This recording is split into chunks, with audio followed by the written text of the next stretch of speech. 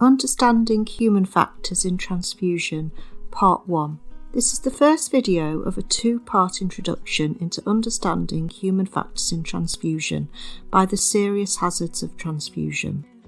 A key recommendation was made in the 2019 SHOT annual report that all staff receive holistic training that includes human factors training.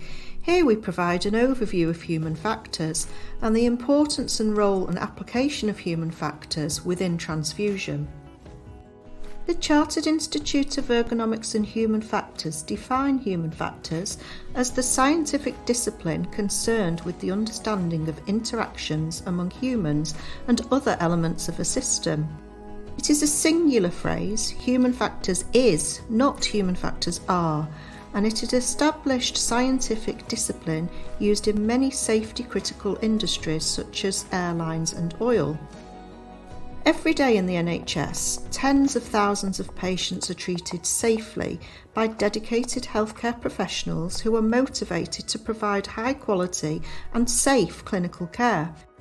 For the vast majority of patients, the treatment they receive alleviates or improves their symptoms and is a positive experience.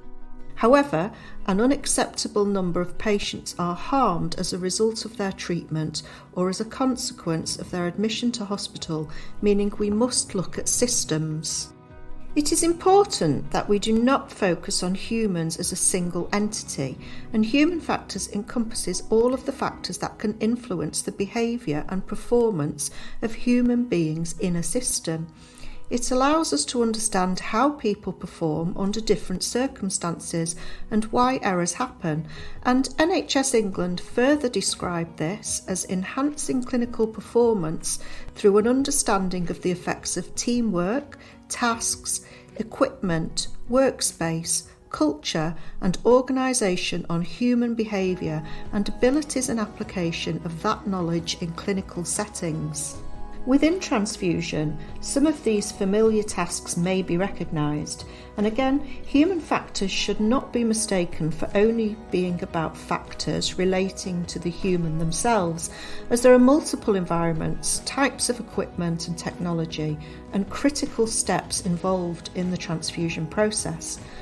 Understanding the importance of human factors and how its concepts can be applied by individuals and teams is fundamental to improving patient safety. Transfusion is a complex multi-step process involving members of several different professional groups. Collaboration and coordination among staff involved is vital in ensuring the right component is transfused to the right patient at the right time. There is scope potentially for error at every stage and at every step demonstrated in the process mapped here in this chart. To provide an example, if an accidental error was to occur in taking the wrong pre-transfusion sample at the very beginning of the process, this can result in death of the patient at the blood administration stage, and this makes it vitally important to understand human factors principles and build robust systems throughout the chain. James Reason introduced this, the Swiss cheese model, and what this demonstrates is that in any system there are many levels of defence. Within transfusion, for example, these may include checking blood components before administration, using a pre-transfusion checklist, or taking a pre-transfusion blood sample.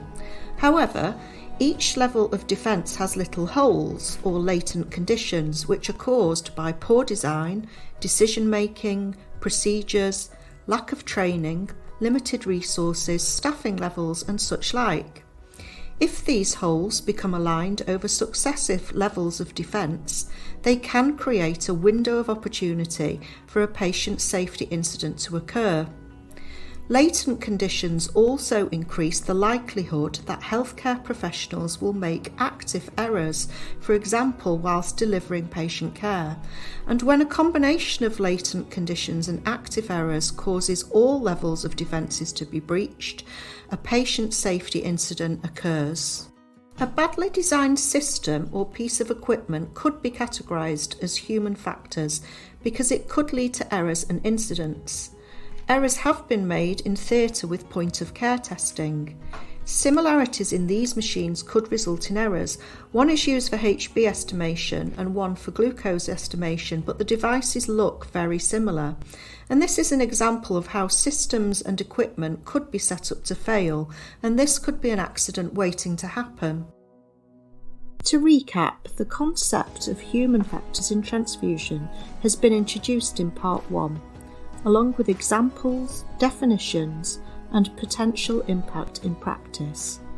In Part 2, further application of human factors in incident investigations, implementation into systems, and in developing a safety culture will be explored.